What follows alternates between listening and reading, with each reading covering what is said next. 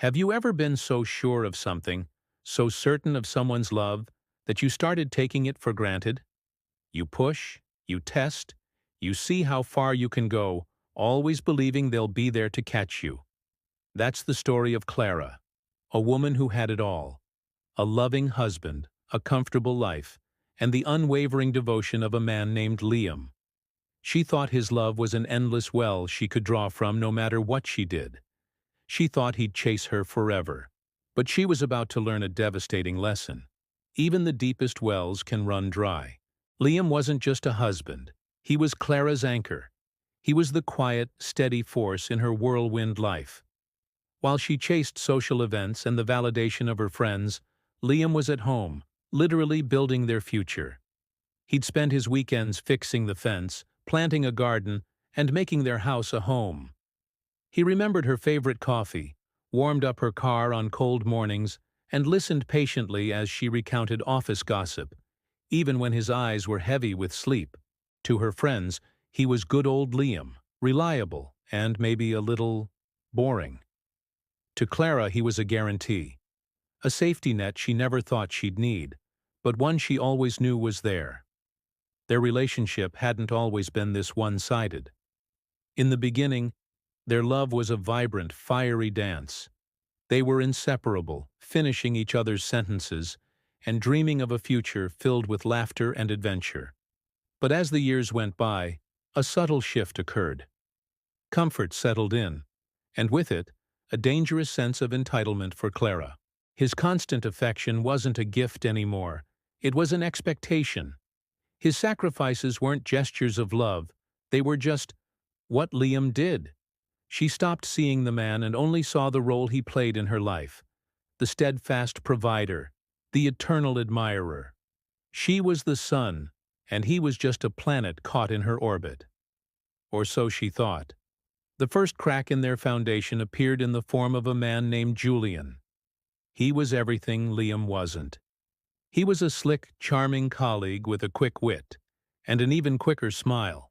He didn't talk about garden soil or leaky faucets. He talked about art galleries, spontaneous trips to Paris, and the thrill of living in the moment. He made Clara feel exciting, desired, and seen in a way she hadn't felt in years.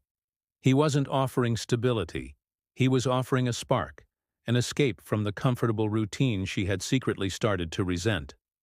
It began with innocent flirtations over the office coffee machine. Then came the lingering glances in meetings, the accidental brushes in the hallway, and the late-night texts that were just work-related. Clara knew it was a dangerous game, but she told herself it was harmless.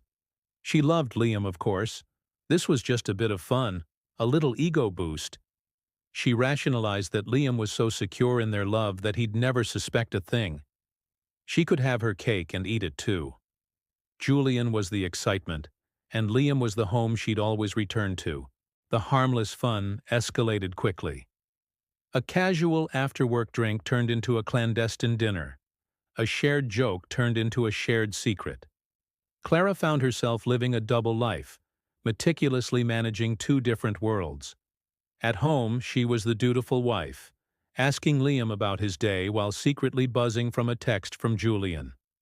She became an expert at deception, deleting call logs and creating elaborate stories to explain her late nights. A part of her felt a pang of guilt, but it was quickly silenced by the intoxicating thrill of her secret affair. She felt alive, desired, and completely in control. One evening, Clara came home late, the scent of Julian's expensive cologne still clinging to her clothes. Liam was waiting up for her, as he always did. He had made her favorite dinner, which was now cold on the stove. "Long day at work?" he asked, his voice gentle, but with an edge she'd never heard before. "Yeah, just slammed with that new project," she lied smoothly, avoiding his gaze. He didn't press. He just looked at her, really looked at her, and for a split second Clara felt a chill run down her spine. In his eyes, she didn't see adoration. She saw a deep, profound sadness. But she brushed it off. It was probably just stress from his own job. The breaking point wasn't a dramatic confrontation or a tearful confession. It was something far quieter and more devastating. It was a Tuesday morning, just like any other. Clara woke up to find the other side of the bed empty and cold. That wasn't unusual. Liam often got up early for work. She went downstairs, expecting to find coffee brewing and a note on the counter. The coffee pot was cold. There was no note. Instead, on the polished wood of their dining table, sat his wedding ring and his house key. That was it. No angry letter, no dramatic voicemails, no desperate texts. Just a silent, empty space where he used to be. Panic seized her. She called his phone. It went straight to voicemail. She called his work.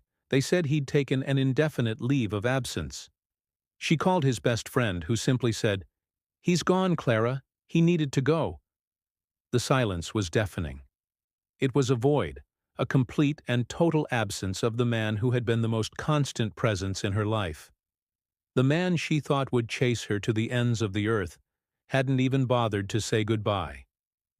In that crushing silence, Clara's world began to crumble. The first person she called wasn't a friend or family member, it was Julian. She needed a distraction, an affirmation that she was still desirable. "He left me," she said, her voice trembling. Julian's response was cool and distant. "Oh, wow, that's tough.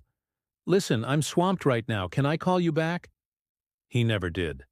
The man who represented excitement and escape wanted nothing to do with her reality, with her mess. The spark she had chased was nothing more than a flicker, extinguished the moment real life got in the way. The days that followed were a blur of confusion and dawning horror. Every corner of the house screamed of Liam.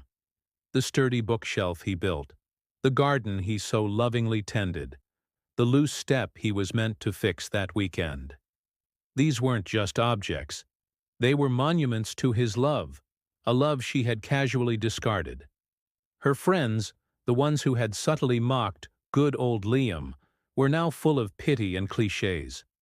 "You'll be better off," they said. "You deserve some excitement." But Clara knew the truth. She hadn't been trapped. She had been cherished. It was the little things that broke her. Reaching for his side of the bed in the middle of the night. Making too much coffee in the morning. Seeing a funny meme she wanted to send him before remembering she couldn't. She realized that Liam wasn't just her husband. He was her home. He was the quiet comfort, the unwavering support, the steady hand she had so carelessly pushed away. She had traded a mountain for a handful of dust. She had gambled with a king and was left with a joker. Clara had always believed that if she pushed him away, he would fight for her.